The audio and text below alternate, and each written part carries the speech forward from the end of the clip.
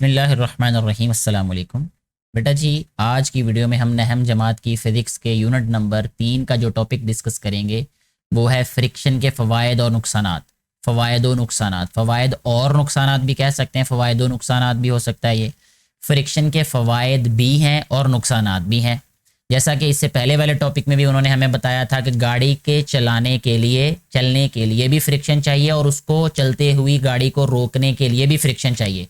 इसका मतलब कि दोनों सूरतों में हमें फ्रिक्शन चाहिए। अब जब फ्रिक्शन है तो उससे फ़ायदा भी होगा, यानी ये तो फ़ायदा है ना इसका कि गाड़ी को चलने में मदद देती है ये, ठीक है। और इसका नुकसान भी है। क्या नुकसानात हैं और क्या फ़वाइद हैं वो आज की वीडियो में हमने यही पढ़ने हैं। तेज़ रफ्तारी से हरकत करने के लिए फ्रिक्शन की मौजूदगी एनर्जी के ज़िया का बायस बनती है, ठीक है। यानी जितनी ज़्यादा फ्रिक्शन होगी एनर्जी उतनी ज़्यादा ज़ाय होगी, क्योंकि ये मोशन की मुखालिफत करती है और मुतहर्रिक अजसाम की स्पीड को महदूद कर देती है।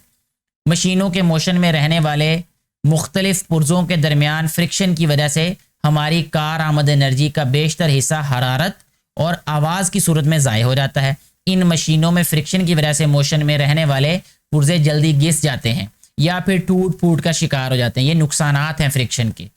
इसी तरह ताहम कभी कभी फ्रिक्शन इंतहाई ज़रूरी होती है। अगर कागज़ और पेंसिल के दरमियान फ्रिक्शन ना हो तो हम लिख नहीं सकते। फ्रिक्शन हमें ज़मीन पर चलने के काबिल बनाती है। हम फिसलन वाली जगहों पर दौड़ नहीं सकते।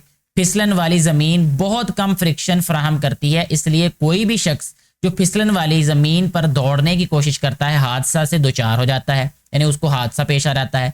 इसी तरह फिसलन वाली सड़क पर एक तेज़ रफ्तार गाड़ी को रोकने के लिए बहुत ज़ोर से ब्रेक लगाना ख़तरनाक होता है, क्योंकि उससे गाड़ी स्किड हो जाती है। अगर हवा की रेजिस्टेंस ना हो तो परिंदे उड़ नहीं सकते। परिंदे पीछे की तरफ धकेली हुई हवा के रिएक्शन के बायस प्रवास करते हैं। लिहाजा बाज़ सूरत हाल में हमें फ्रिक्शन की ज़रूरत होती है, जबकि दूसरी सूरतों में हमें फ्रिक्शन को हद्दुल इम्कान कम करने की भी ज़रूरत होती है। अब फ्रिक्शन को कम करने के कुछ तरीके बताए हैं यहाँ पे हमें कि फ्रिक्शन को कम करने के तरीकों में से कुछ ये हैं कि एक दूसरे पर हरकत करने वाली सतहों को हमवार करके, यानी अगर सतहों को हमवार कर दिया जाए, उनमें खुरदरापन कम कर दिया जाए तो उससे फ्रिक्शन कम हो जाती है। यानी जो एक दूसरे के ऊपर स्लिप होते हैं, स्किड होते हैं दो सतहें, तो उनको हमवार कर दिया जाए।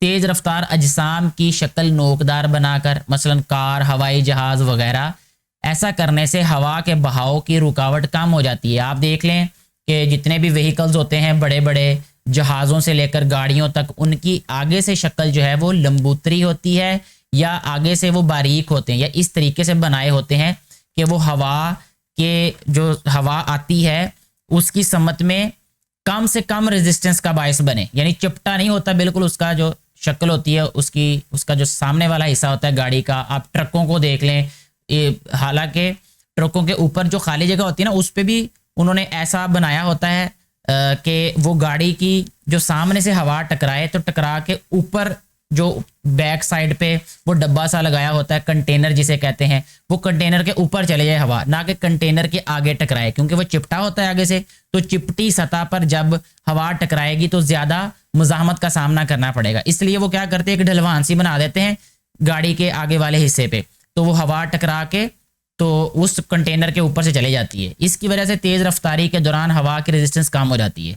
धाती पुर्जों के दरमियान फ्रिक्शन को कम करने के लिए तेल या ग्रीस लगा दी जाती है। स्लाइडिंग फ्रिक्शन की बनिस्बत रोलिंग फ्रिक्शन कम होती है, इसलिए बाल बेरिंग या रोलर बेरिंग के इस्तेमाल से स्लाइडिंग फ्रिक्शन को रोलिंग फ्रिक्शन में तब्दील कर दिया जाता है।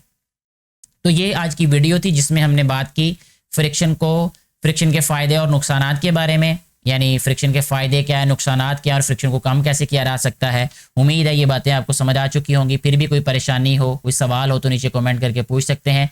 मैं अपने इल्म के मुताबिक आपको मुतमईन कुन जवाब देने की पूरी कोशिश करूँगा। शुक्रिया।